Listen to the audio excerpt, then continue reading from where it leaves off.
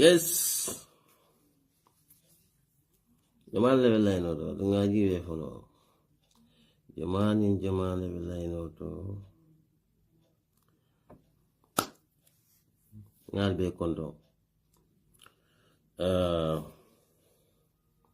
Ngata dro.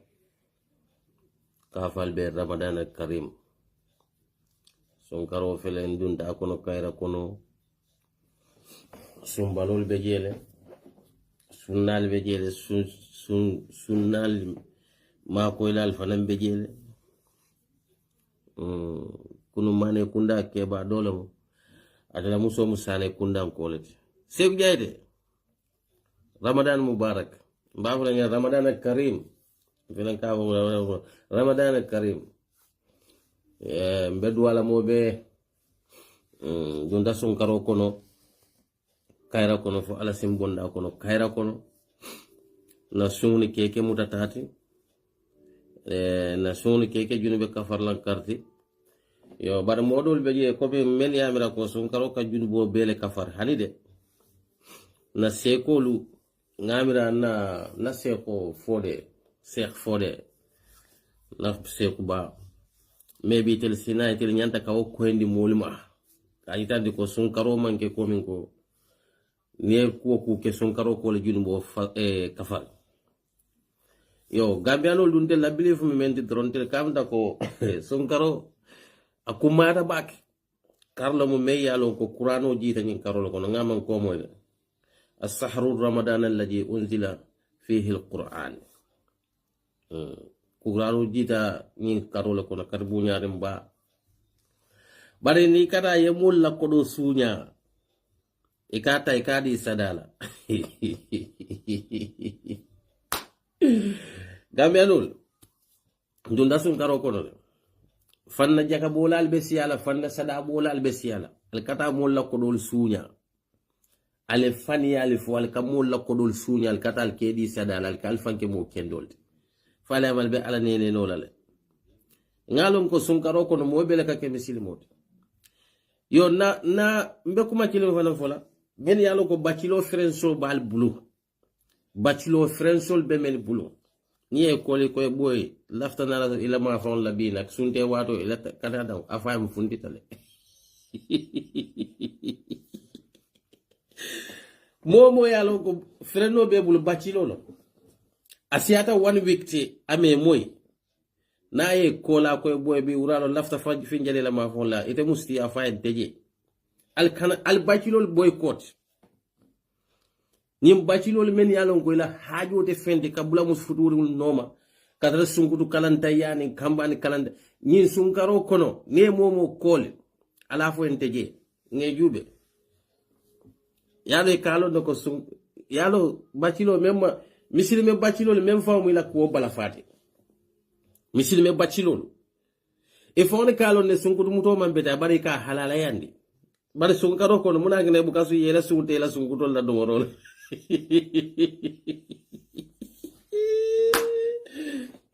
bachelor momo e bachelor freno soto na e kol kabo bila afa e manni visitola fo jandi sunkaro be fala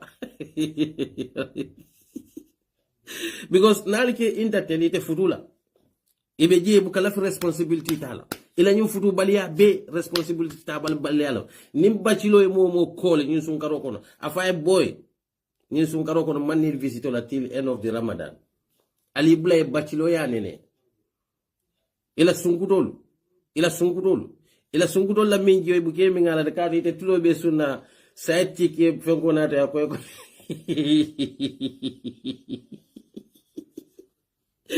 fake ibadol sun karo kono misil molete banna hani ñin TikTok ko men yale kata ba man la jal baaji la ñu wato be ni ibadu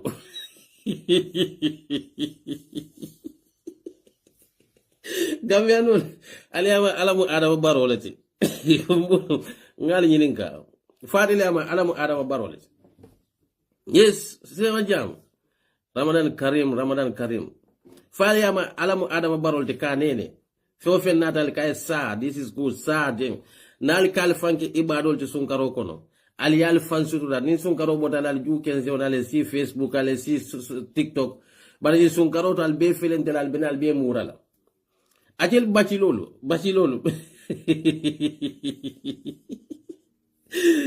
nim bacilolu al kanaso ali boycott momo sita musinyoma aman son futula bara be blare sunkutin dun noma tiki taka sato kono fanna pare bani keni bal kela be sunkutin dun fenkela jana bafule a fantiki sunkaro ko nali boycott ali yejube fo ila sunkutol le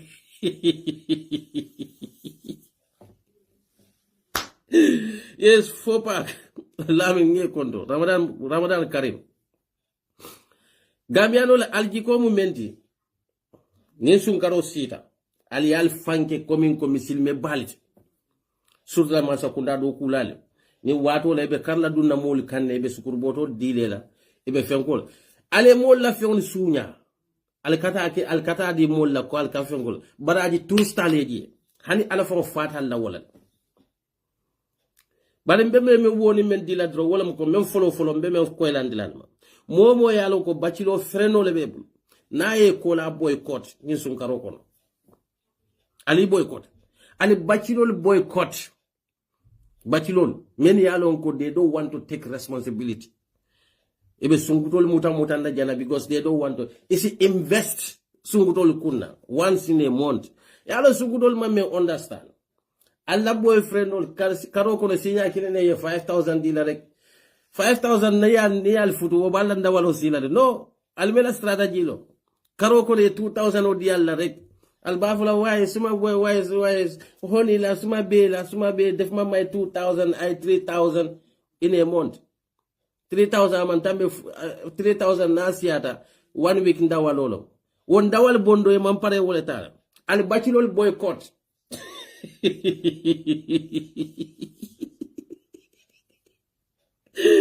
Gambia bachelor nim bachelor boysol men yalo sita futuoma they don't want to take responsibility ali boycott ni momo ko li sunkaro ko mustiyo lo muite e ko hello boy de ba buga jara si sa lifinde ni e ko li ko boy ada fo ne kane way man fuma ne kane de ma let way de ma buga ñew sa side afa ko ne ko ma sikker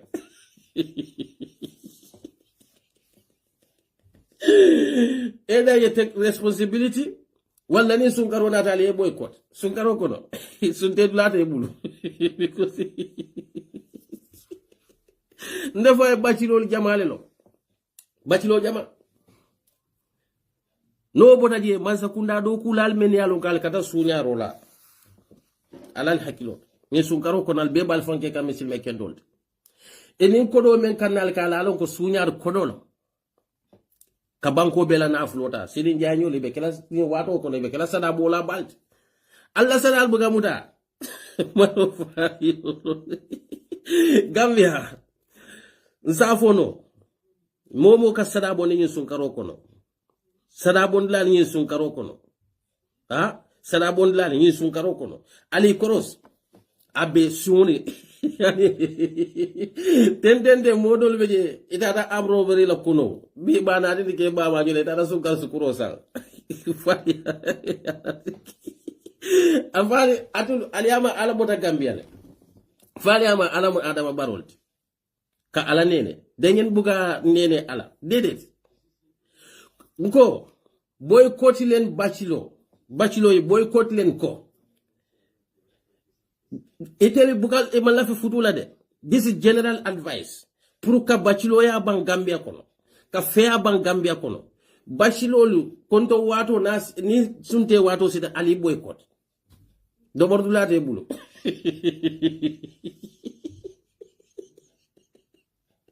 do bordulate bulde bacilo ila freno la na ko la fa boy man dema bi si Ramadan bi kay man dema de bi si de definitely dega yalla man duma de entertain visitor si keri suma si ay bori dega e ka fo nyaadi de sunkar muna alim ma ko sunwa ka do e ka fo nyaadi le sunte wato alim ma ko dengde ningi ko le rek adu yejele ni sunwa nyim bacilol jama be je sunwa kam fo kundo diate baag bilay man bo suma way bay fuma ne gani rak man de ma leti wulde demul si fen sa kër la buga ñew parce que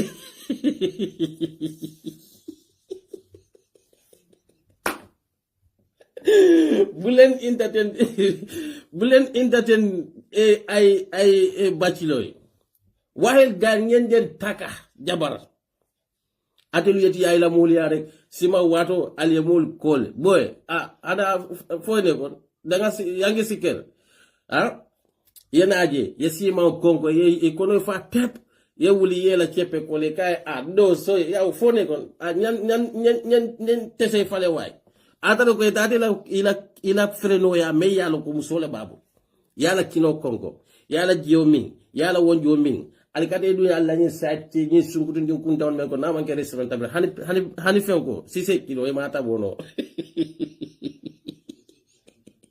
al bachelor boycott ali boycott momo bachelor freno bebul aman son futula asiata 25 years old naye ko la fay mu neku masiker naye ni ka koy boy foy ne kon afay man dema jena de ana ko ada ijim bachelor ali cross hanni koy ko dema jena ka fa ne hana bantanga wara delo afay delu ma manye dem si jaga bi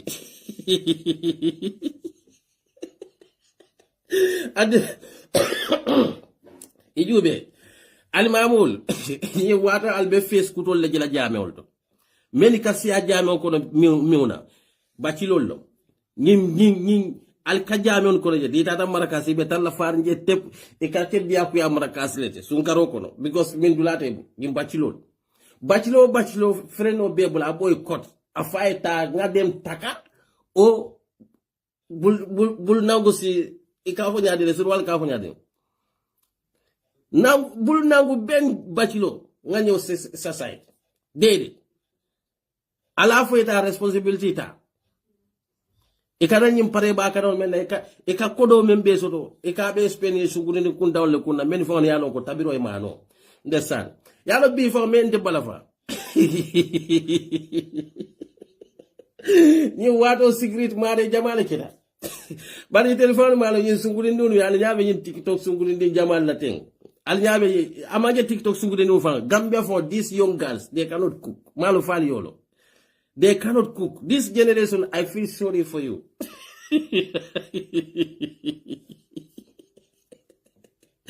Restaurant for tabal finally. And young generation, you are not lucky. I'm telling you, this generation, you are not lucky. You know why? Alikejele, this size sungurindun, ila batunga fo ila futu do be danta TikTok.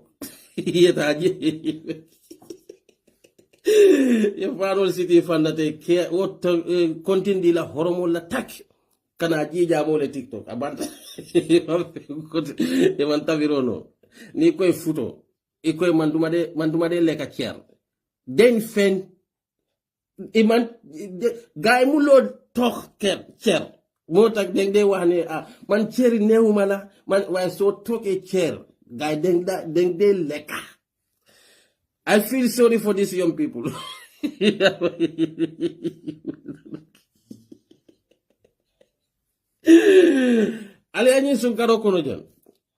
have a lot of information. Now left and better told for reveal la janne.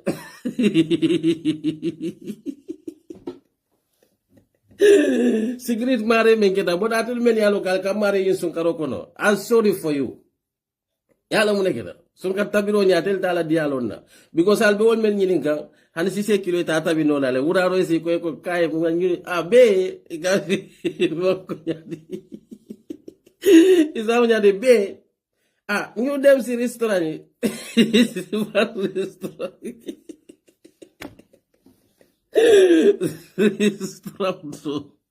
restaurant albeta e wal fala restaurant talale yalla itele amra ko Gambia chepel batu nga kuma kini fala itele jama itele amra ko kata restaurant that add another value itele umta value let. Yes, and I feel sorry for you. Sometimes I do understand bachelors ikana yayla ni chepel un mel no bar ni lafta do moro like kana na boy sol le men yalla e fututal ali boycott ali ñim bachelor ali boycott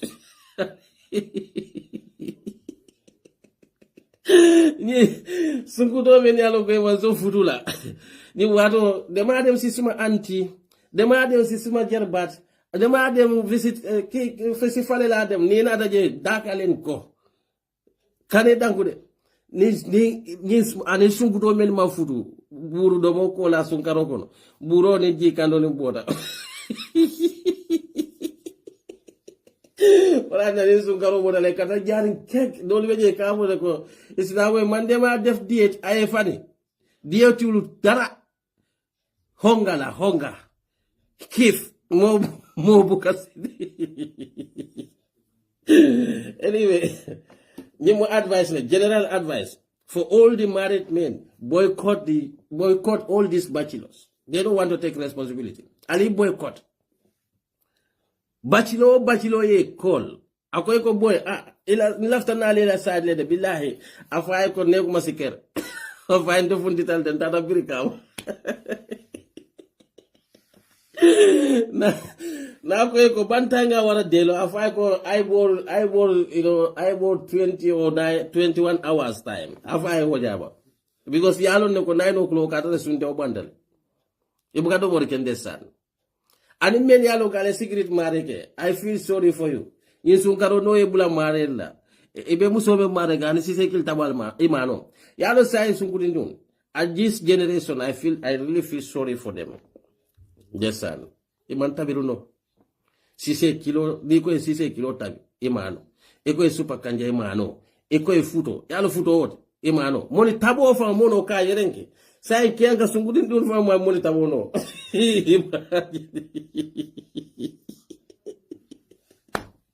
Kian sungudin dun fa moni tabo no. Kian sungudo, afutu yaju be fa mono tabo no. Because of faranyo wala dina birinse yajele Gambia no ay benna kodo sunyaka masa kunda benna kodo sunyaka e kedi am kan moy e bu kedi am kan moy bari birin faranye tiro wulta e ko ka buro la fale hanin na sekol beta lo min baroka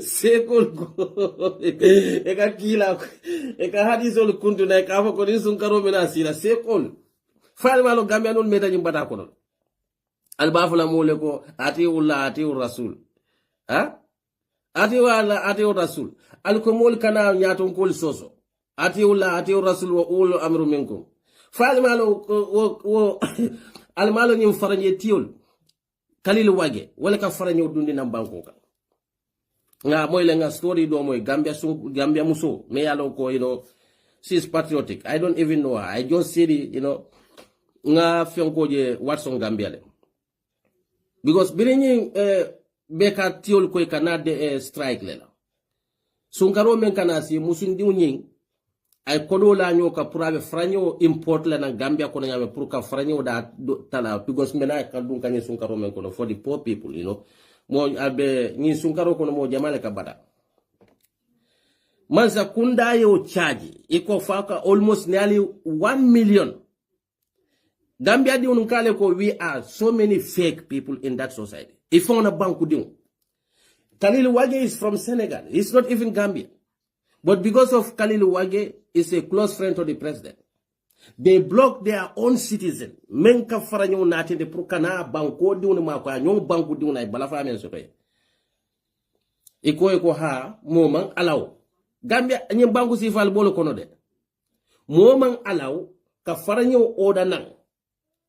For duty wave, and normally near faranyo order, general public la need them. It's a general demand. There should be a duty wave. Pour ka faranyo ka duty tana nyanta menjola atodo ports. Instead of ya reduce banku diwe yamuneke, they even increase it. Nearly $1 million because they charge almost 800,000 plosives. To frustrate the person so that I can faranyo dunda fanguluta banko menka. Abana fabe banko menka. Banko me yanoka bankola hakolomu purate banku diun fanay ku contribute la banko ka. Nyamaza kunda na afiko lebal bulokono. Gambia diun bare alla problem momenti. Gambians tell you sometimes I even ask myself, what kind of Muslims are we? What kind of Muslims? Yani nyi sunkaro kono te be haftan tiol jela nyi bacilo libe jurmala marakas ebe jela kada jabe on te salime samba jede sunte tulata bacilo bulu ni wato ko ni dara faji kunda jamote be fonde joltat la jurumari nje sunde wato kato mol kasara samba jamon and ya find 95% they are all bachelors. They don't want to take responsibility. Ali boycott. Hani jamon ko nal bachelor boycott je.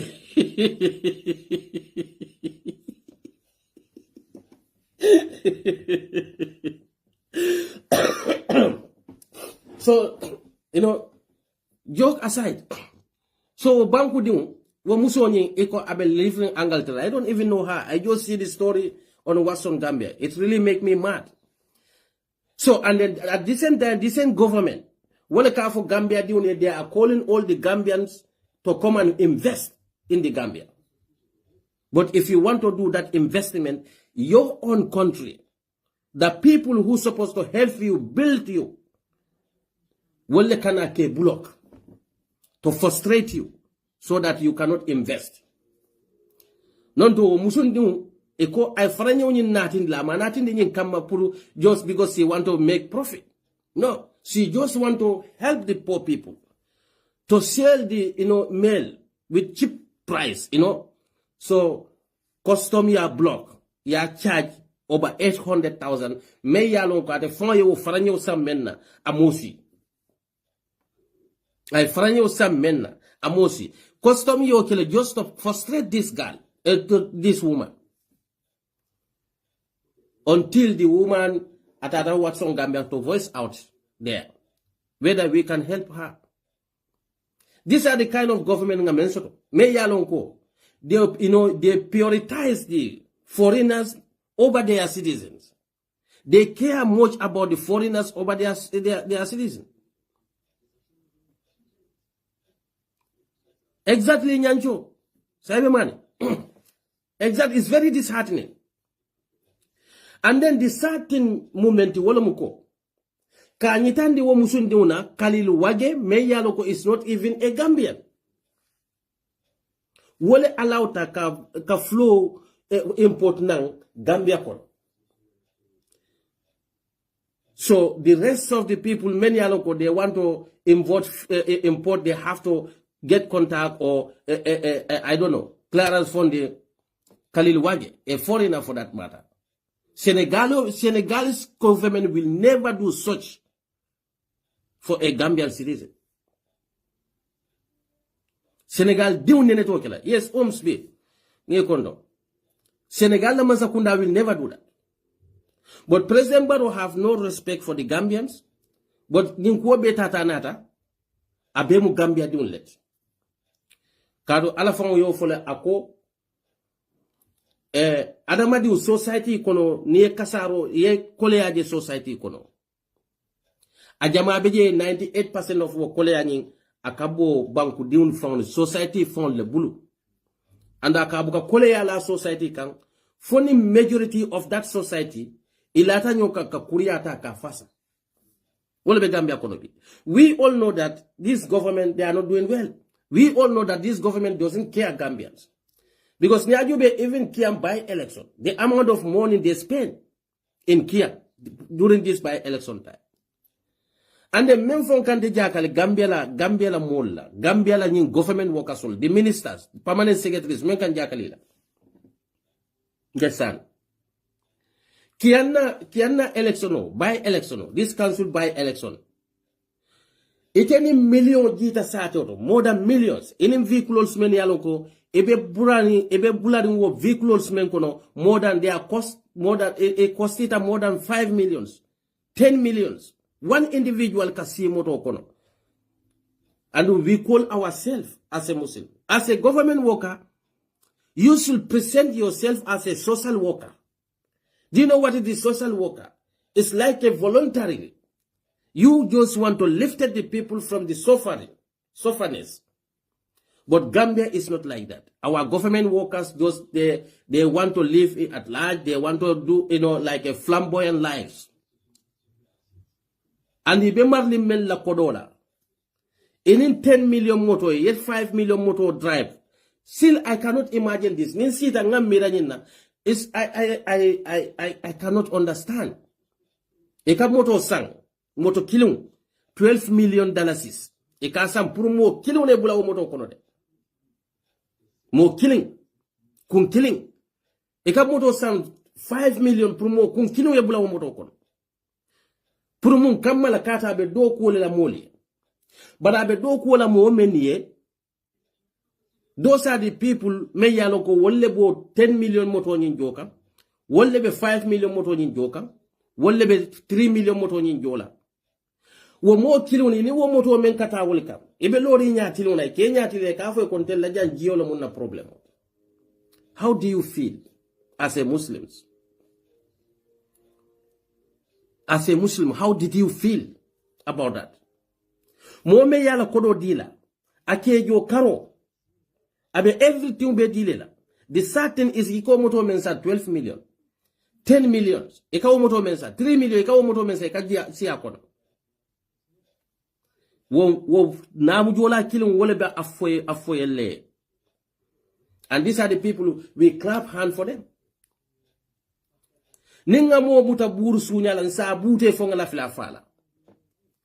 Ninga mo muta dala si wuli killing sunya. Gambia diun si denga la ka bute nga janja ni social media kono disgrace them. But we forget that someone mentata mani boto sunya. E someone mentata le mola supermarket kono ka domoro sunya. Wo manke sunti. Condition le yo bula wala. Yaje Allah subhanahu wa ta'ala ni yaja konye ko la taqtulu awladakum min qasyatin imlaqin nahnu narzuqukum wa iyyakum inna qatalan kana kitaan kabira. Nyaje alako alkanali diuni fa kole ya kamala fuara yala silon kana kenna aliyali diuni fa katun wo faro mu fara jaw balati niya amanke ko mbe muro le tala mbende o fala de no amanke ko askeno in other way dolka describe as a abortion. If you do abortion nin soro kadiabol la qatlu awladakum min qasyatin imlaqin bari qur'ano lonnali commentel man karan ka wofol man nalondo man jam fam man karan bari niaje mbe nyim fokam niaje alakum wala la taqtulu awladakum min qasyatin imlaqin nahnu narzuqukum wa iyyakum inna qatlan kana kitaan kabira. Al kanali diuni fa because of fuara yala silawna imaje moyena akoy ko 5000 felentiri nyim $5,000 ngadi la puru yebero fayinye puru nyela do kuoke mune atinna ko etena ta do ko nyinin tabulu e at the same time ben jola kodola. Does it make a sense? You want a job and wodoku ntele nyante te jola at the same time nin kodo na tankal e konye ko lafta nin do ko le bulu bar kodo nyin fele nin kodo tapure nin do ko dinna nga do ko ke at the same time nyante te jola bari tele nin kodo kanante ka inin 5,000 yena yadi mola walla yemani boto ci kay tate yadi mola niaje yemano samba yalo no kate mano sannan la fanyi 100% wo koyte mala ko niaje be mani boto dila mola yalo nata sanno la fanyi banabe because hanimbe sadal dila Allah subhanahu wa ta'ala ko nimbe sadal dila nga moli jube men yalo ko ila futa ila soto ma futa wote ite politician no niaje ko iteni mano kanan tekan mani boto nin sukuru boto e kadin na yalon ta soto nola bari bo di kanna because of na position e lafta wala walla wuli lulo yadin na bero fayni bari wo wuli lulo e be bero fay kamme ye du yalon ko the person is not competent to hold this position yalon ko mari ama londo soto ama kamo tala miraya tabul bari because of ala 5,000 on nying wole hatine be bero ci kala badila.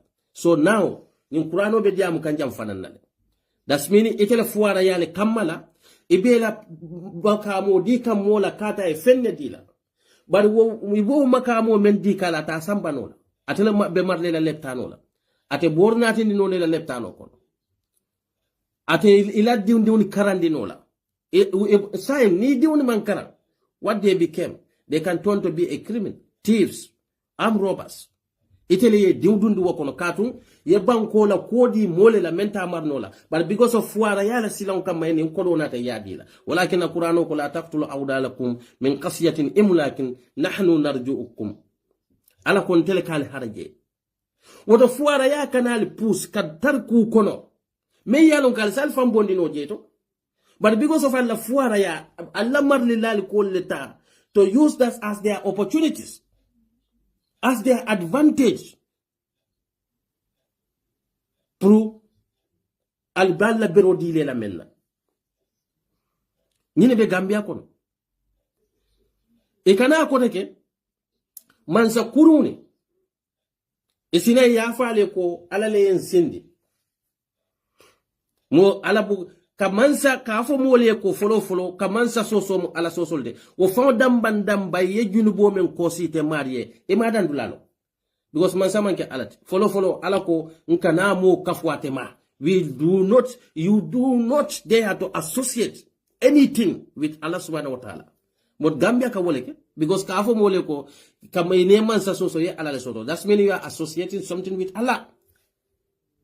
Atal ko nyin dunya ko no fendantan wala man na sosol wala mo kila sallallahu alaihi wasallam ala subhanahu wa ta'ala anin kila nyade be hadithol mul kan hadithol men befo ajama beje haja rawahu haja mutafaq alaihi haja abe kallaba mun tole kala haja an abi haja wa bunu haja kala rasulullah abe kallaba nga fola men to ya haja nyaawo nyay sayde ya haja at the end be na mun fola kala he said the Rasul sallallahu alaihi wasallam said.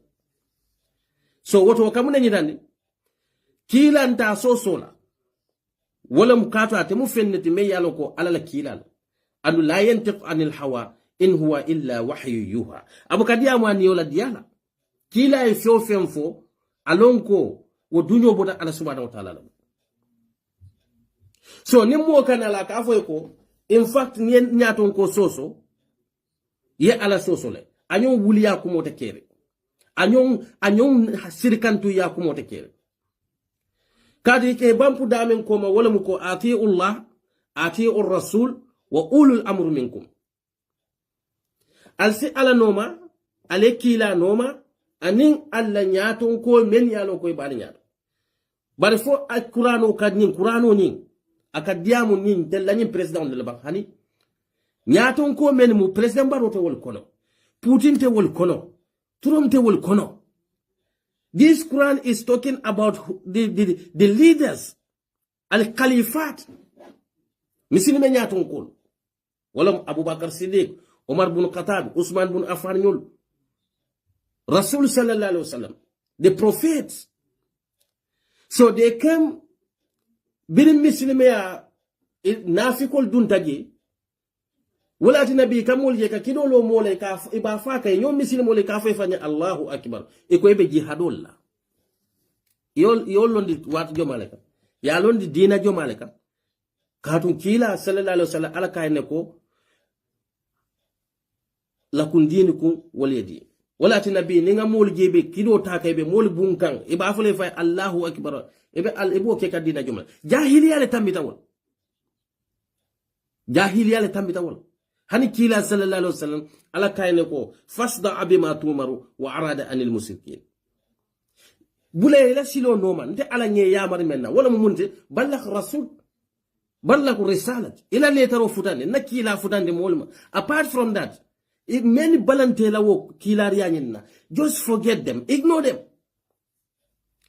So bi te ko be mol dia ku yala e kane ka fo mole ko ha kada nyaton ko buka soso ye Qur'an ota ya manipulate because ni ayo does not have nothing to do with the president. This ayah is talking about the people. Many alonko ibe dino la siloka sharia la siloka but ikani Qur'an ayo ta ika president baro fasala mbadi ali sabat nin duniya kono alaykuma kilinne fo moliye wala muko hani bani fa niye yamar kula mennin dino manta iko dila ibani fa femme yalo ko femman fisiyata nin duniya kono wala tinna binta bitan jaye This lady, may God bless her. Mo kurumballe be Gambia kono. Sutra ni nata na security la site la. Yalong niaje konte nte esa amanke ko security nga konne. I don't hate security. But na yin jamala ban security manduan diun fon ye dun jeto. Because adama diun kuma yata ni yenne itete mira la kome alay sondo mo mendila. Ite la miro nyanda la molle blokono. Itebe mira la nyama nyanda la molle blokono. Ila jero nyanda la molle blokono. If on carefully the order, commander-in-chief is just nonsense. What I don't believe it. And I don't want, I'm always saying this, even during Kafwe, I don't want them to be security. Because I don't want them to be like animals. Sorry for my language. That is it. Because today, most of the security, they are just behaving like animals. Because alay ku kendo, ku kurung aye divided le. Nyimu ku kurung naji. Ni moye ya marala imanya na kake bari ka fole ko the command from top ale adama di ubunya batale ala ko da kad kharrabuna bani adama nga adama di ubunyale to the extent that hamalnahu fil barr wal bahr nga protecting dile konoto la ban for an intinto to la warazakanahu min at-tayyibat anum bahara jendila fofenna avec la clearness avec la sensenoneta halala wa faddalnahu ala kasira mimma kalakna tafdila ala ko ay adamadi wona fisemande dawe fe woda fen nialo nyin dunya kono ala adamadi wona fisande katamba bela hana dal malaiko men yalon ko la yasuna allah bima amaru wa yaf'aluna ma yu'mirun ibuka ala soso malaiko be ko ku kekan alon ko ala la dunyol beje barwo be nyaawnya ala ko ay adamadi wona fisemande ande ala dafe obet. What you need to security. You cannot differentiate what is the good and what is bad. But as far as it is coming from the top, that's the way you have to act. My friend, I'm sorry for you. I'm really, really sorry for you. Because you are no more humans. You are not a human anymore. Kato alikiyamalo luna ala kwenne ko. يوما لا تزير وازرة الوزر الأخرى الكامل لونا I am not going to hell. Anybody is accountable for another man's deeds. Ya commander-in-chief wadanda yin dunia lakono wo commander-in-chief ni fata titela bade ofo the person you are calling commander-in-chief, if you are died, he is not even going to attend your burial. If that person asks you to act the way he wants, but not the way Allah wants, my friend, that's not your job as a Muslim. Leave that job. That's why it's one of my reasons why I don't want any of my children to be part of the security, especially in Gambia. Because they are not humans.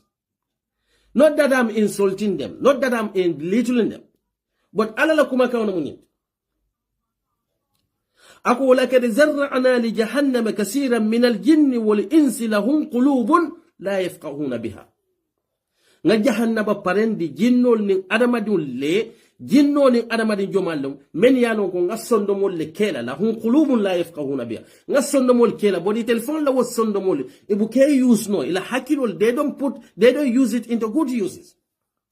So if you are in security, you are out of this. Whether something is good or bad, as far as your commander-in-chief asks you to do it, you are going to do it.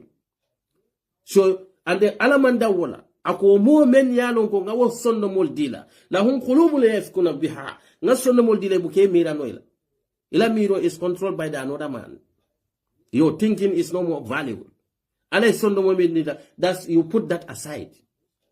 So all you are acting based on your fellow human beings' advice. So, you as a human, ila baluwa adafale. Lahum qulubun la. Adu Essa Jawla ako mo jama beje. wo adamadi in fact adamadi men fon kam ma wonyama wala ma ko ulaika hum qal an'am wo mo sifal men yalo ko lahum qulubun la yafqahuna biha nga sonno mol dila sonno mol ni they don't put it into good uses nga al nyali dila lahum ayunu la yabsiruna biha nga nyali dila bari la wonyali buka ku kendo ni ku kunu tano ka bondi no nyoto lahum uzunun la yasmauna biha nga tulol kele la wo tulol fanan kuma kendo ni kuma kunu na dun daje buka differentiate no ala ko mo jama beje wal sifal feofen ulaika hum qal an'am wal nimbe on lebe kanyandi kadon adamadi on nimbe on different no muneti hakilo men dinna lebo. Look at our securities today. They are arrogant, not all of them, but majorities. They don't respect the humanity.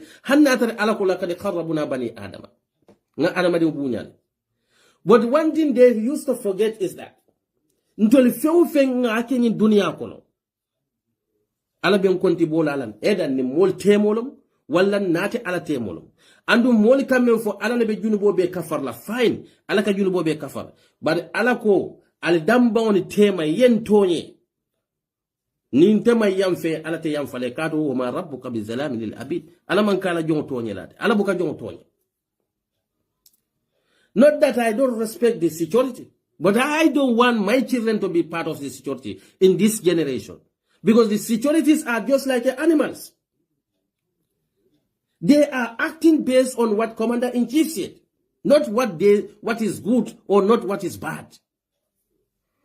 And Allah ko enako akoy ko qada rabbuka alla ta'budu illa iyyahu wa bil walidayni ihsana. Nde Allah subhanahu wa ta'ala ngani landi adamadi yenne ko anyandante Allah subhanahu wa ta'ala dambanne batula. Na botante batola anyanta nyi nyala memma nyi dunia kono wala mala wululalti bar hano wululala mun foy wa in jahadaka ala an tusriqa bihi ma laysa laka bihi ilm fala tuti'huma wa sahibuhuma fi dunya ma'rufa. Bari hani wulula fulol men yalo ko nyanta nyi nyala wolle ma nyin dunia kono fente caring nyin dunia kono adamadi nyanta men tambendile la wululala bari la wululal fana niye ya mar kula mem ninte alala silo manta fala tuti'huma kana buleno ma wala wa sahibuhuma fi dunya ma'rufa e nyanta bulaleno ma munela nyin dunia kono wala mu ku kendot. So saying ite as a security man, you will stand before the God and say that here is my commander-in-chief. No. Commander-in-chief, where yamari menna, wo punishment no be wole jele. But ite men fana yake, that wouldn't stop Allah from accounting you. No. What the security is Allah hakilole. Ite men police IGPT. You just want to act to satisfy my employee. But your creator, who created you and created your employee, you don't fear of meeting that person. Because Allah ko man kana yarji'u liman kana yarji'u liqa'u rabbih faly'amalu amalan salihan. Wa man kana yarji'u liqa'u rabbih faly'amalu amalan salihan. Wa la yusriku bi ibadati rabbihi ahada. Momo lata ko eninte alala benyo yala enyantale ko yebara bara kendola and protect yourself, avoid yourself from associating anything with Allah. But do we care? Do we even care about that? No.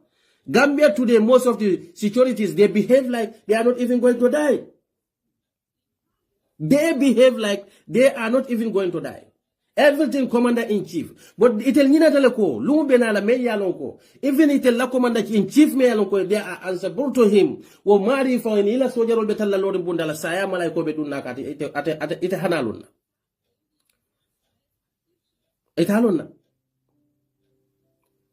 Tonya commander-in-chief.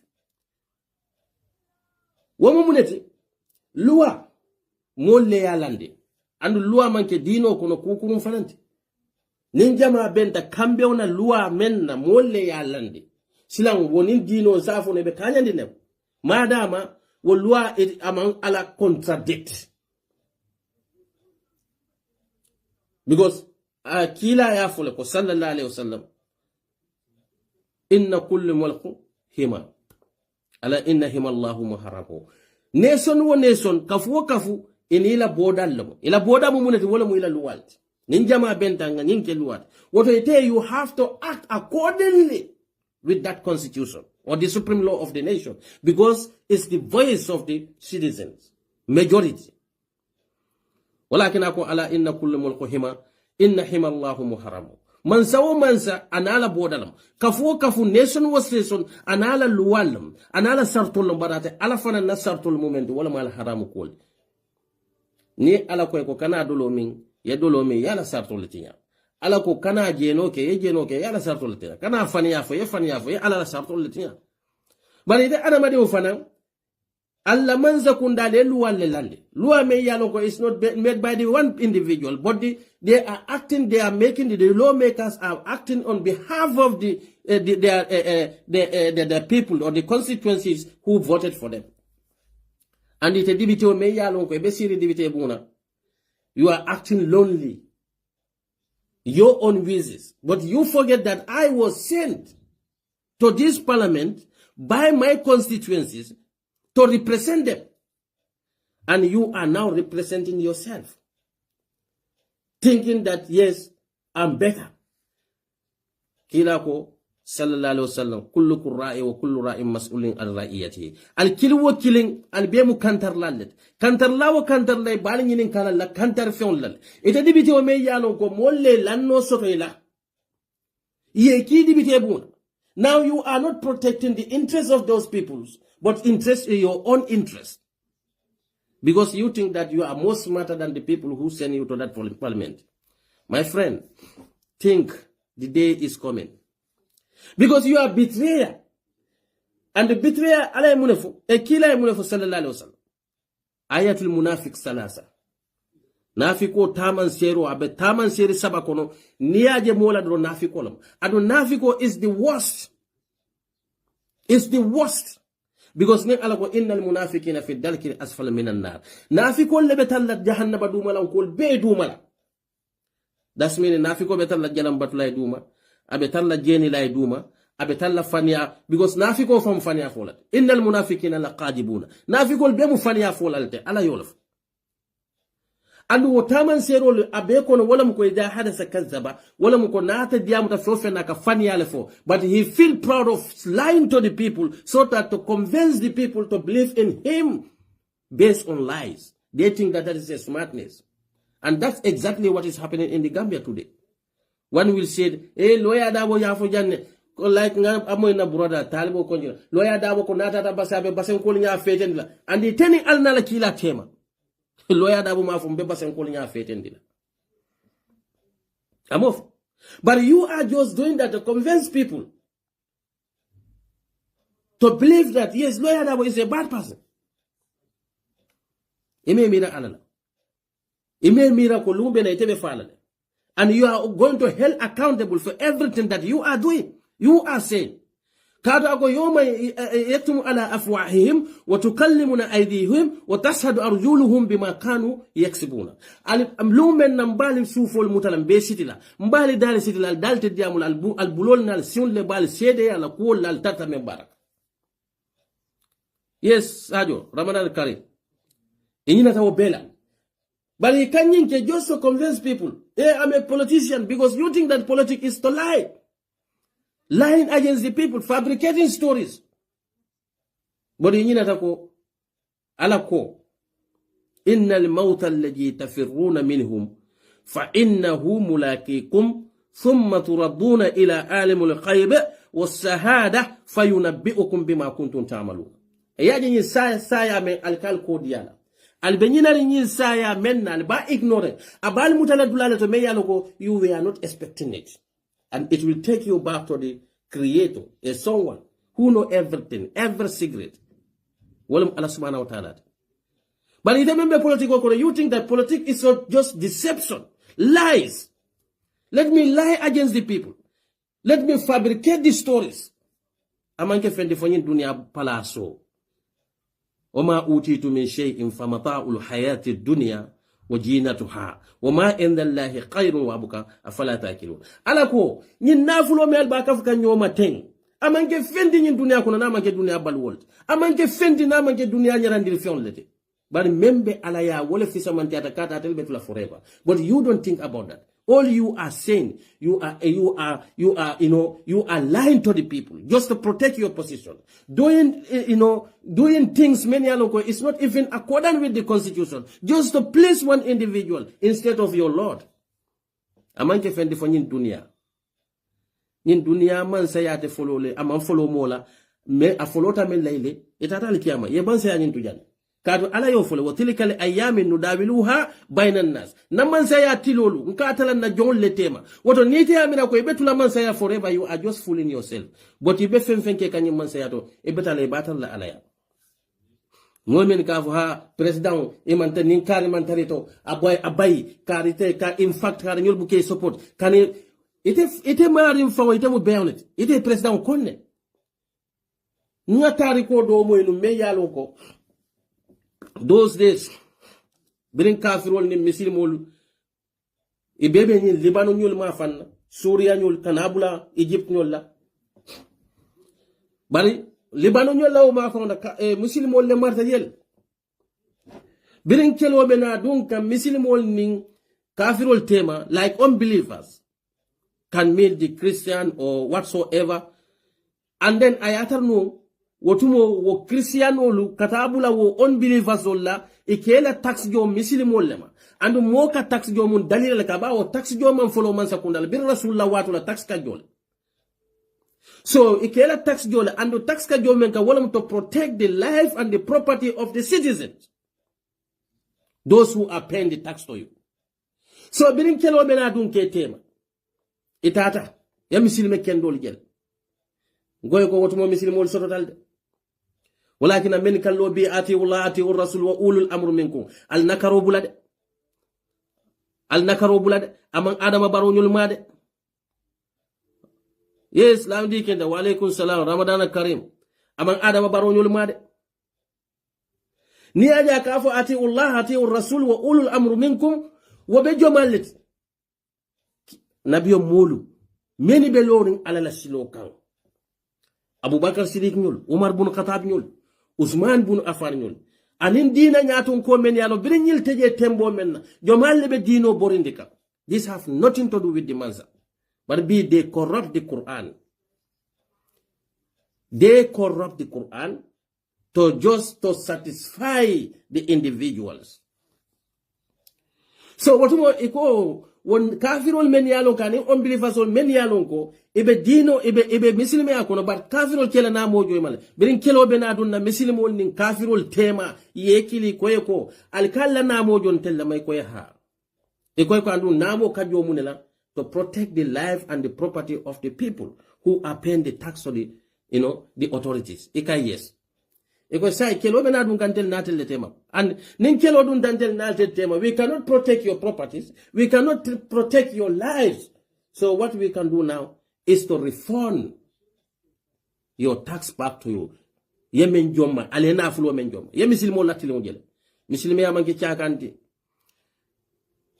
misilimo ni silata alanya bukasilam fenya ko tekede walakin ako fala taqafuhum wa qafuni in kuntum mu'minin ni limani yata alala ini yo kodo be man kodo jube man nafulo jube ko ali yalla nafulo jon tellema bar sa kelo be na kan tel na telle tema ndel dun talla na ndalla fon protect no lan tal ni o tankandi no la wota le nyamo men jom ma felentiri yalla ko that person, how many of those unbelievers convert into the Islam because yajelo ko it is the truth religious, it's the reality religious.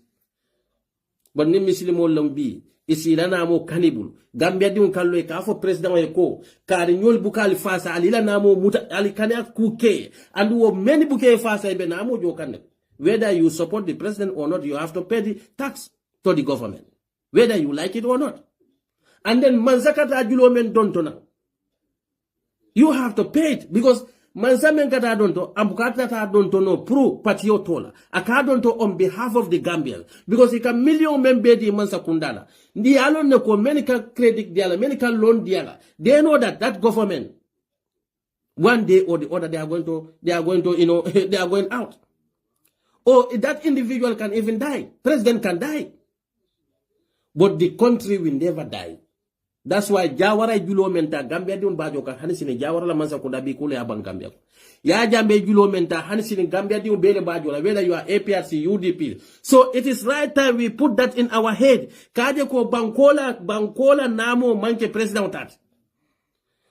President Bedo Kuo Menna, Mola Kodolo. Naya ke ayake kuole ke wala tine Bajoka Mantra ke free. President Barrow monthly salary is up to 500,000. There is no Gambian in that government who receive more than what President Barrow receiving it as a salary. Akamendomo molle kajo. President Barrow be sofendomo la be bokan Gambia diun lebulu. Nenna fuara ya be. Doli beje buke diun la karambur jono. Doli beje diun two times a day kadomuro kenola. But we still maintain 150,000 a daily food for president. So no president on attack afo eko.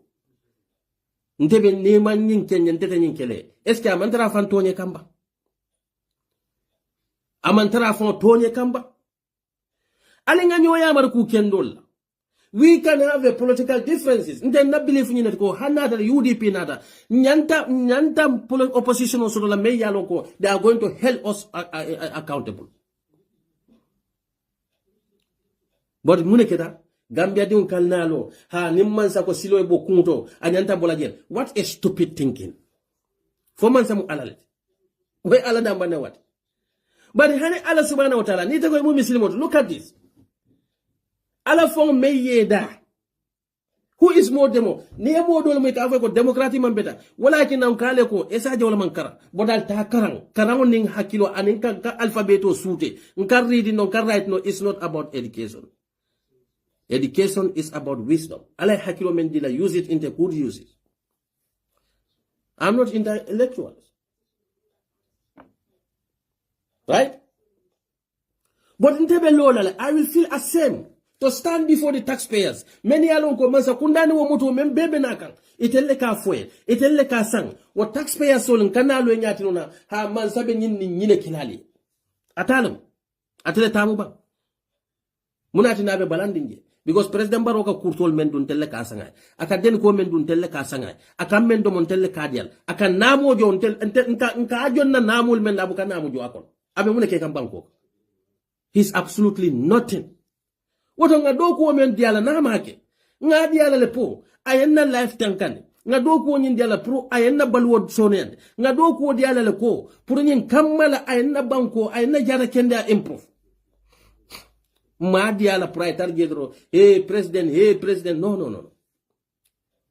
So woto nite nata ikafo mole ko President Barrow kar nyol mambero dila kana do ko ke ite mari man kende. You hate the president more than anyone else. Because the day of the judgment, President Barrow is going to hold accountable whatever or what I kuke mo la kodola. But mo ko ite tonya fola. Because they think that the politics is deception. Politics is lying. My friend, ala ko innal munafiqina lakazibuna. Nafikul be mufani afola lete. Woto nite alon ko politics is all about lie. As a Muslim, why can't you stay away from the politics? Because Muslim or anything na against your religious, you don't have to be part of that. Nde Essa Jawla kavule. Anything against my religious, even it is about UDP, I will never going to defend it. I'm defending UDP because I have hope on them. And when I UDP defend ka, alako abukamu wala kumaka ujube. لا ينظر إلى أجسامكم ولا إلى وجوهكم ولكن ينظر إلى قلوبكم وأعمالكم أنا كنت لكم كمان جوبلا أنا كنت لنيا جوبلا نتالا جاتو كده جوبلا نكمل جوبه الله بارول من بال سندم كنا أنا الكمل لبرادة the practicals سنتين أجل كو UDP ikamen foida la ilota Gambia diune janne ye ni Holland pour ka Gambia bonde kukuru kon yela na fulo landi le pour ka Gambia protect ko tilimbali amembe ke kan banko ka manyana kala andu ala yole fo atel de ka fo mole atel nyaton ko atel dina nyaton ko atolle ko kila ko man ra'a minkum munkaran fali ghairi bi yadihi kila ko momo bataro je society ko ala kilal bulola nal bulotano la kelal dala nal datano la kelal sembola nal sembotano la ya ko ngal sondomo kono bar kila go sondomo kono kondiro huwal adi aful iman wo liman yala lamfununet walakin men ke bulola nyoka nem bay si loho yalla rek yalla bana fo ala be sila kila e kelo kele kila nyon kati dino kelo ka o man si so ko na ka fo ko ala la dino lo munyete batu ngabulaje bari te nyaabe bataro le kan e ka fo ko yalla bahna nem bay si loho yalla ban yalla nga gom ila ta ala jomale ala te jila nan society kono ala konte society halakila وما كنا مهلك القرى إلا على أهلها جالمون ندنا من تول حلك لا فننا من تول جماعة كده تونير لالت أسكوران لالكان أي كوليا لالكان أي كولون لالكان كافوكو على لينيل لانكان على ما لالكان ناجي على كالكو لا تقتلوا أولادكم من قصية إملاك نحن نرجوكم وإياكم إن قتلا كان كتاء كبيرا الكنال ديوني فوارا يالا سيلونكا كنال يالا ديوني aman genyi denga murota mbendi une sola hani mona ta koyeko wuli kilo fele ayalo batale be kande mani bodo fele ayalo ne temani bodo sanno ela bero din bari bo bero men dilal wo bero wala bela na wala bakin nako e dimu beta leptano tate boro sotola because fuara ya nyine akin nako ye bero di mola me yalo katela atela jada kenda protect no woto ni dimu fata bodin ta yala wo leptano you the one, you as a parent, you are the one who kill your kid because nga mansa sindile pour ñen kamala ko ayenna hajol jara pour ñen kamala ayenna jara kende al betende wala tina ne mol dem ko balwo be kere mol sa fay ko UDP ko le be bal wala ko complain ka man sawo man say kam mol le sutiyandi bala men yalon ko yanole nabila yusuf alayhi salatu wassalam birim man sa kewo ya soro aya bula tembo menna ay biday sibo faya kay kon sibota ninsi worwulalla ninsi jara worwula be nyamu jaro ko ne ba nyimika nada sibo ninsi waramalla worwula be nyama green grasses ko ne ba domoka mune mo ala fasarote man sa kewo ya fasiraye akay ko sanji worwula nala folo ila molu ila tundo be soto kala soto membe lanna tambila akay bar sang worwulo membe nala lakan woni si jara worwulo me yeje nyamu jara kono ibado mo kan akay sanyi worwula ko to membe lala kabe kole yala baake kole yabe dunna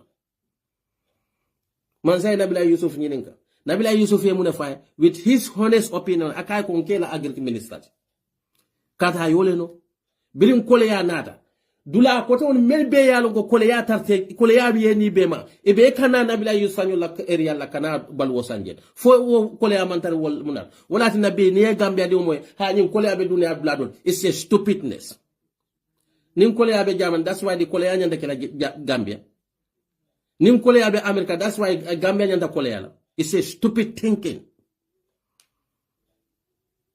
ngodoma nge kondo ramadan kare baba mas nge kondo so kalo ka fo man say ko kar nyole me fasa kanake ite bo man sa dundi ka masi bolo kono ite man la fo man sala katun qur'ano ye yamal men na wala muko at-ta'awanu 'ala al-birri wa taqwa wa la ta'awanu 'ala al-ismi wal udwan wa ma'siyati ar-rasul ali nyoma koy ku kendo kan ali nyoma koy ala nya silawni kan al kana nyoma koy ku kuruna anin ku konnante ala anin ka akila soso bar gambia al boye la suto nintilo mo kala ka fo ko he president fon e nyanta be nga moy muso lale muso men wuluta kar kononto ala subhanahu wa ta'ala koy ko hamalatu ummuhu wahnan ala wahni wa fisaluhu fi amayn ibama ye konota kar kononto musu yabe kole yari nyame kar kononto kole yanin kole ya kono ite muso me mira ite kana loy ka fo president ha hanni beta polo le lola danko ko ka mol nene mo fiuna thinking jube nga NPP in call boy funding kol nko gambia alte bala fal al fanye ba ika fo nyoy ko ika mano talante male funding kemeru sanji mu wanilul sanji tansaba imam manu iman sile ka fo ko ika mano talantel temale la sama la man talal man de fonsono nko adamadi hamme ma ni mo yeso killing ayeso fula afaye ko kanso menna mfana lafta yañi ne ñañi tan ba bari te NPP funding ke ko ite kadiyamule ke so mani botol imam malu kana media tal ka sonka nin kale banko be ko laranal ko banko be ta kun kan but you cannot even afford to buy a bag of rice for yourself, talk less of your parents.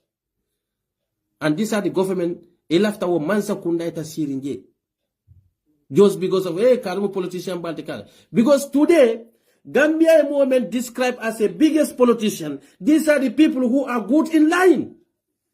Subhanallah. Karimu politician Balt. Wo kari comme ay faniale no. Aka faniale fabricate no. Na alanya sila ulle. Yes, Mr. Konde, I'm going nge kono. Na alanya sila ulle. Bi ni aju be nyima sa kunda do kula lebe dunna fuaro la kordal ko be man botol dilel. Ali o kodo bo min dimin tola. Ni ko comme mbebe fokam moli kallo ka fo ko albo moli kaja fila. Ando wo mo kilon le nota e ko kila ko ninga bataroje society kono wala mundi men be molla na fulo tinyaka la taakulu amwalakum bainakum bil batila al kana nyola na fulo do mo batara ya kono bari men be molla na fulo do mo ka batara ya kono ando ngama kila ko nganyille kondem ninga jali nga kelen dala nga kelen sembola pour ka tinyaro bondi society kono bari bi men ko fo gambe yolle kenenir lalti kar nyol kajafiro bari mo men ka fo ko al kana na kodo sunya na leptano to scandal kar le ketaje kar nin kar felay bunja wonelo ite be manza kunda do kula ite be janni be na manza kunda korda fontable yena manza kunda do kula less than 3 years ye eta solo eta so me yalo ko more than $10 million, and the tele joe is less than a month $100,000, 100,000 100,000 is every month. Let's say what is $1.2 million, 1.4 million, it's half of the $1.2 million. In a 3 years, you get 3.6 million. Wo come in Nibuka Bunjoje, Ebuka Femfenke, Kakodonim Beland. But we see that within that your 3 years period, you build a mansion. May Yalonka value that $10 million. Obviously, where are you getting that money?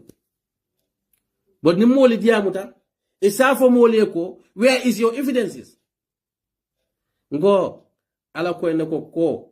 Akoy ko anta abudullah ka annaka tarahu nte alabatu de komi ko nyaaben nale de akoy ko alabatu silang alanya ila silang nyante futande la ko komi ko be dawoda be any society la kono alanya ben nale be kullo la kono ba be dibo la kono be jahraw to alanya ben nale akoy ko anta abudullah ka annaka tarahu fa in lam takun tarahu fa innahu yaraka ni ayatari de buka alaje alon ko alade wo nyaabe lale. Wallahi ala nyabelale. You can hide yourself from the humans, but you cannot hide yourself from Allah. And the day of judgment, atelebe konti bola. Al jama beje bi, al besukur botol sankanne, al badi kala politicianol, al be manol sanka, al badi kala politicianol, al kanun teol, men ka diamwale, e kala kol promote, al be jama la naflota kal kadila. But what nam jolalu, ebe kumboka. You are inducing your own people. That's an inducement. Instead of looking away that will eradicate that poverty, looking away that will eradicate that difficulty from the society, but you are even creating the more difficulty, more suffering, so that you can induce your electorate to vote for you, because you are going to buy a bag of rice or give them a $5,000 to vote for you, because you know that they are difficult. They are in difficulties. That's why you are doing that. Misili me asonta wala leba. Joma leba nyinkeka, misili mo leba kekan. Bari ni diya wala ko mansa betenne, mansa keta tenne, mo kallo ka afo ko ni mansa ko silo ebo kunto, anyanta bola gel. La ilaha illallah. Misili me diuni. We promote ni mota da sunya lo bidi ko la samuta yabute ni mota da mano sunya yabuta yabute, but molika million sunya maza kunda kuna, we call them as a smart people. Kare bila ila ki ate smart boy ila ke boy ni tu da nyina da be kuloka nyina ta ko yaje be bunja o mel lola na dia de bunjan tallo na dia de bunja muwallo bunjan kemelo ini yinte fala wala tan nga modol je albe kiri la kodol kanyin dunya ko da aya wotle ba serun ni molle be janyina ile ajarete nyin nale bang molla kodo kata ka dundi moto million moto kunna lumen na ni fate be landila babarole ka yo moto men sunya million na 20 million moto ite dundi la kono because munamu yaji ko e nota ho yende yo bu mello molla nafulola ite dundi la wo bu kono hanni bo bu kono be dundi la be jindi la la ranko ye sambe la jon kono ike kuda mento because you are too dirty for your own bed if I la ron mensa fo nyina ta wala la ba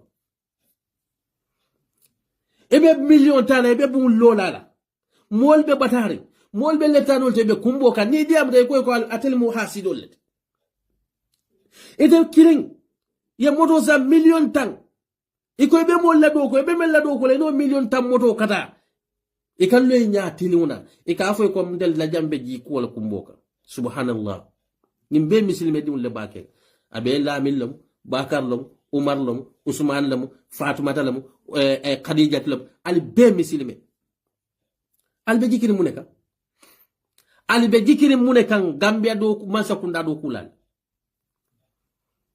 You are stealing millions from the taxpayers. Ibe bango diun le tora kakatu ite you want to maintain your position. Misilime diuni. Fuaro diuni. Ibe tonye kang. Ibe put kang into so ibe suppress kang because you want to satisfy a master. Ikawo kodo chika kadi bala. Ikawo kodo chika kadi fala. Ikafa mbedu wala nyine mbedu waju mala nyine. Ibani ifabe odua menkila ibe jomale danika ala subhanahu wa ta'ala kila ko inna Allahu tayyib la yaqbalu illa tayyib alam man salati man senuna mabuka femuta mem man senea.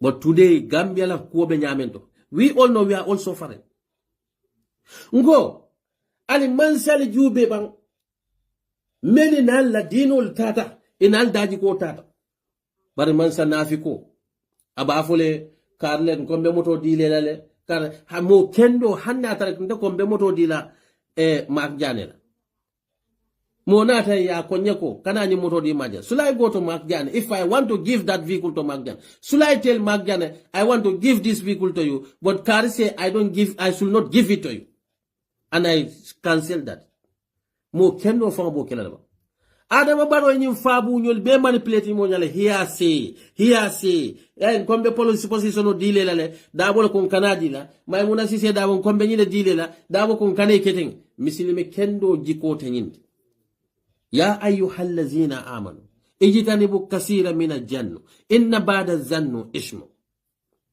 atel mo mel liman yata al fatan koko kumoluma al bobili flan koko kumoluma al kamoli hate. Today in Gambian generation, in Gambian society, they hate you, they don't even know you. Ike kong atari melo because mole tata ko hey ni Essa Jawla yamina yalo ngabune kela Essa Jawla inene maje anene man kusodo but you hate Essa Jawla because someone went to you tell you that Essa Jawla beten you carry someone fight me yalo ko is none of your business Muslim obuka do wokono but we pretend to be a Muslims. We pretend to be a God-fearing nation, but we are not. Kuomembe Gambia kono. Ajube banko me yalongo Balinjang. In Balin here, we have nearly 5 million population. Gambia la population of Fulale Bejang population kono.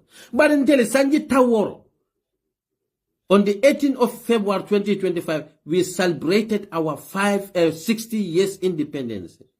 But that 60 years independence, you are still begging charity. You are charity beggars. Your country is depending loans. Your country is not, they cannot even cure themselves. After 60 years independent, your government still budget $40 million from the taxpayers' money for the overseas treatment budget. After 60 years independence, a small country like Gambia, 60 years, you cannot feed yourself. 60 years, you cannot cure yourself. 60 years, you fail everything. You are still a charity beggar nation. A small country like Gambia. After all the diploma, all the doctor degree holders, all the doctor title holders, bachelor holders. Wala tina ninga model ke fang describe intellectual. I'm an intellectual. I'm a this. Wala munal kanje mole congratulate la Facebook. Ni nata wati yela ni nafu buludum du yela wo haftan nafi kol du. Ni aje momo yela ni haftan nafi kol du. Ela wo fenke buludum ni yela wo nafu kabam makela. Nkalo nako yes, sign is also part of the life society.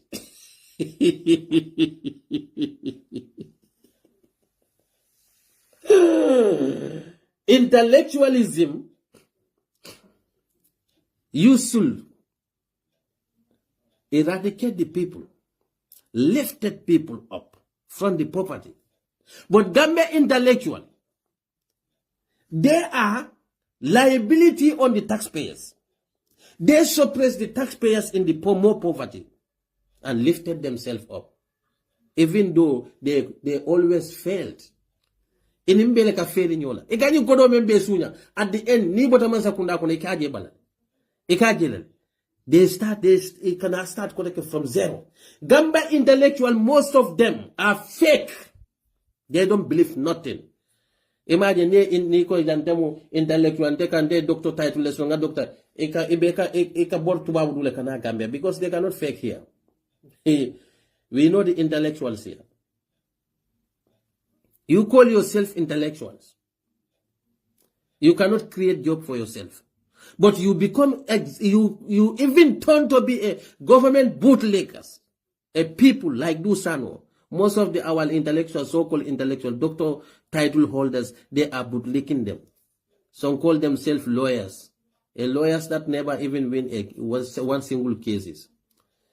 Gambia fuaro. Alte bala fala alfanyeba. Gambia fuarol. Yenyi social media menye. 99.9% we are all poor people. Poverty. Mbe wuluta wala kono. Ndolbeje nata duma silola ndunda. Nga duma ndiunsa alhamdulillah. Bari ka Gambia di abe siring Italy. Abe siring America. Abe siring Angleterre. Akafe ko barobe doko la Gambia is progressing. A country who cannot create employment for the young people. A nation who cannot even tell you the percentage of employment that they have created in 8 years. All they can tell you, you doing youth empowerment, youth empowering those things. And then the sad thing of all, they are enslaving their own citizens. That shameless government in Africa, they will go to Saudi Arabia. Ekata Saudi. Kafo kon niye agreement contract like. When we all know that, Tonya, the youth are the backbone of every nation, even in Europe here. Most of their offices, you see these old men and women in the offices. But go to the engineering fields, electronic fields, plumbing fields, construction fields, are all, occupied by the youths. And those youths will be the leaders of tomorrow. But Africa, especially Gambia, selling, they are tomorrow leaders, the future leaders to the West. And we don't ask ourselves, Ntel sama ntel bekela nyadi men yalo ko bi wala muntel la sama alfal ninka wol wafi sulalima for $200 monthly salary. I even feel ashamed. Ngaje ko ibe proud ka wala.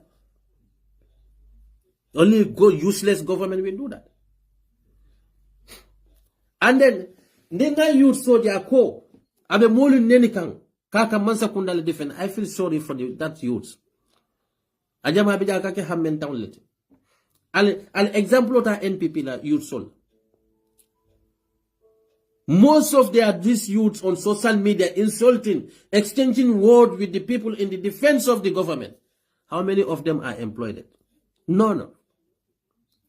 None of them. None of them. Sanji Taworo independent. You cannot even create youth employment. Sanji Taworo independent. Etela banko struggling water, natural, ordinary potable drink water. You cannot afford it for your the small country like Gambia. The Quran, the electricity on and off, on and off, on and like a jumping light in the clock. And you still bragging, we are doing this, we are doing this, we are doing this. Nimol diamuta, UDP, mbeku kela lajang, UDP atel mu hasidolet. Problem that, call us hasidos. That's not my problem. But what about your hospitals? Where you and I, our parent might go there. You as a youth could have asked yourself, the government that I'm supporting, why are they budgeting over 40 million from our taxpayers' money without spending it in our education, without investing it in our health sector, but for what?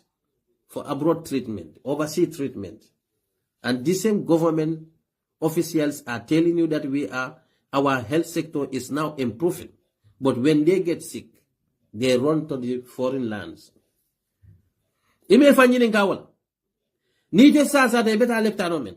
Ibama sasa ta beta leptanomen. Ifama sasa ta beta leptanomen. Diu sasa ta beta leptanomen.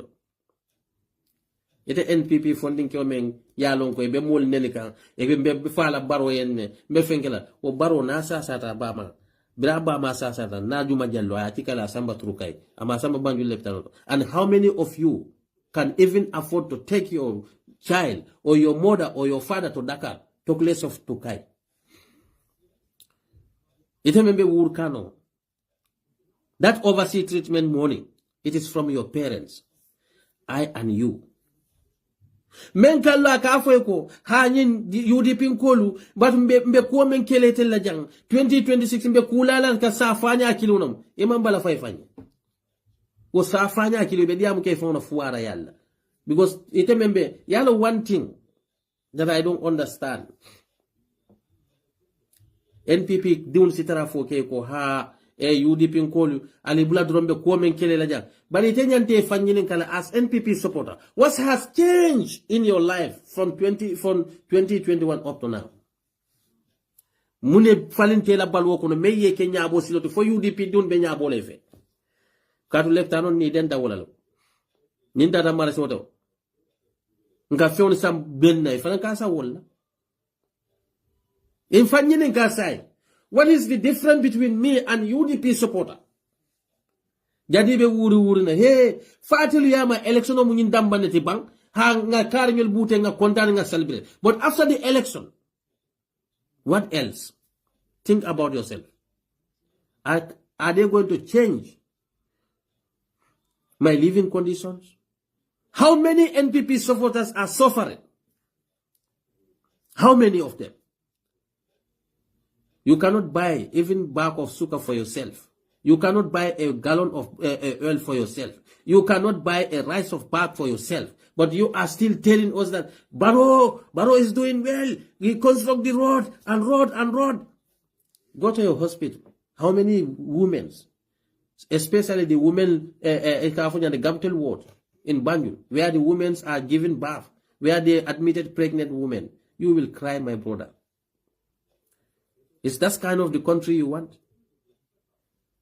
That kind of the future that you want for your children. Politics is more than howling, shouting, fighting. No. Are you all not suffering? Is there any market that is Jola market? Is there any market that's Sarahule market? Is there any market that is Fula market? The stupidity of Africans, most of us, we are so stupid. How can you pretend, yeah, I'm a Fula, I'm going to defend the Fulaya, let's defend Barrow. How many Fulas are suffering in the Gambia? Defending Barrow. Does it change anything in your life as a Fula? I'm a Sarakule. Yeah, Barrow speaks Sarakule. And so what? He speaks Sarakule. He is brought up by Sarakules. But how many Sarakules are losing their business today? How many Sarakules are lying in that hospital who cannot have a drug, who cannot have a good medical care system? You know, Fir'auna, mansa kurung, ikalo nyame, ala men follow, inna Fir'auna, yaji ala ahli hasiya'a. يستضائف طائفة منكم فمنهم يقتلون أبناءهم ويستحيون نساءكم يا فرعون على كوريا يالو من فلولا أيالا مولتالا أي divided كيكي differentiality براي divided into set prunin kamala kadolu lamfundi ala selfish interest kam. And exactly that's what we are seeing in the Gambia today. Non to leader kendo mel lafta bankola nyato tala wakala fila la banko diune ke kilinti ba kilin fa kilinti pour ka marlo sono ndey ni la marle fewni keta kilinti hani korda kono alla korda kayirwal hani kabilo kono kabilo kayirwal bal marli laye marli ala marli fewlta kat sobodun di tema wo marli la will fail and that a legacy sotola wala keta fira awnala. And exactly that's what Adam Barrow is doing. Fulas have their camp. Fulas think that, okay, we don't allow Mandinkas here. Jolas think that, Mandinkas, they don't like us. But Fula, Mandinka, Surua, Jola, Nana ta futu wala fomu kanyo futu. Ndelebe siri. Badedula, mo fofulol kafulan teta Mandinkola badedula. While the government workers, the government that you are defending, you have Fula there, you have Sarahule there, you have Mandinka there. All these people, iballa kodol takal. Allah namu jola sarakulol be suñaro lay bukalon ko sarakulol la namol muñin fulol be suñaro lay bukalon ko fulol la namol muñin manden kadul be jebe suñaro lay bukalon ko manden ko la namol muñin son del tolol men be bandale yen damban bulanka du ñola e karñol ma la fi fulol la karñol mama etata ye sio fandal kun kono bari tel dambone amanden ka fula jola surwa sarakulle fofu be nyim mansa kunda kon e bebe tasoro kanje del fuaro mel be bandala be na satol to santo sato be mirakan na jio soto nyalla ntel lebe nyim kuma kan jolon kan nyokama etel lak individual nafal setan la'natullah alayhi adam barona la mansa kunda wicked government. Because they don't believe nothing apart from tribalism. They don't believe nothing apart of the, deception, creating the hatred within the citizens. Ubanku de le kanyo futu, etele kanyo bade, etele kata nyola bade dula, etele kata nyola adiata bang, etele kama beje. Akuyata bang, will damn bang. But munatina we let them to create the atmosphere between us so that they can continue suppressing us. Because they know that divided we fall, together or that united we stand together, and we will progress. So Adam Barrow, the only strategy that they are doing now, because surrounding his government, look at them, who is sitting there. I'm knowledge lesoto. The only thing more government asumata nafiki asumato is that his smartness. I like women condemn. Is that a smartness? Be mo jolle be mira kambe na balwo soto na nyaadile. Mbe minna nyaadile. Mbe buru sombola mintole. Whether you are UDP, NPP, APRC, we are all suffering. But because of they injected this tribalism, they created this hatred within the tribe so that they can continue ruling us and enriching themselves. Bring Adam Barrow, ye mega bank waf. Eman ko do nyinti ka kadi jolala, imati ka kadi sarakullela, imati ka kadi mandinkala, imadi momola yati ka yadi President Barrow barindunlela. Over 600 million Gambian taxpayers money yati ka yadi Barrow barindunlela. Kay business okala. Gambia funding ke ulal fan respect. E katata ebe football jasi sanale. Men kan e ka afale ko youths are happy folle hakilo warta tel. wolle nada kune kale ko youth are not happy wolle nada kune kale ko albe fakam fanka so konol wolle nada ka fale ko atelle beta ka bakwela but be nol nada ka albe contane because of retail they can afford to pay the school fees of their children. So they compromise your life, compromise your future, manipulating the president, telling the president that the youth are happy because they can now afford to pay the school of their children. Because yesterday, when they were telling you that the youth are not happy, no, Gambia, in Banco, we have a big problem. Gambia have a big problem. Ignorant people, arrogant people, shameless people, surrounding the leadership. All they can do is to inject the tribalism within the society, inject the hatred within the society, and we will keep fighting one another.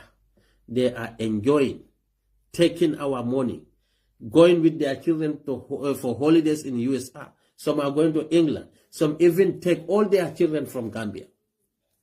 It is you so uselessly you so in canal. Ndella jang mambe so le soto ndella jang e be la football be play la foye koto. E ni family soto. It is di for school o jono la. E ka be so football jasol le tika ka sambale ka dial. E ka football se ka mo jolle be la professional. Alla Gambia Liga is even less. Gambia la Liga from man $2 million soto. What a shame! The entire league cannot even produce $2 million a league. And you compare the amount of money they budgeted for the youth, compared to the office of the president, compared to their travel allowances, per diems, and you are still droning after that government, saying that yeah, we are supporting, all because of your hatred against one political party. You can hate UDP, but don't hate yourself. You can hate UDP, but don't hate your country. President Barrow and his people are destroying this nation. First, they are not doing any progressive development because the only thing these people believe, road. We know that road is very important. But a nation who cannot afford a food, a nation cannot buy, whose citizen cannot even buy a bag of rice for themselves. The citizens are crying just for ordinary water. A small country like Gambia, 60 years, we cannot even maintain proper energy supplies. Is that not a shame? And we call our leaders, yeah, they are good leaders. Over 60 years, 3 good leaders. But you cannot have still enough potable drink water. Electricity, no. Your health system is catastrophic. Your kids are dying on the backway journey. 2024, we lost more than 1,400 youths on this backway journey.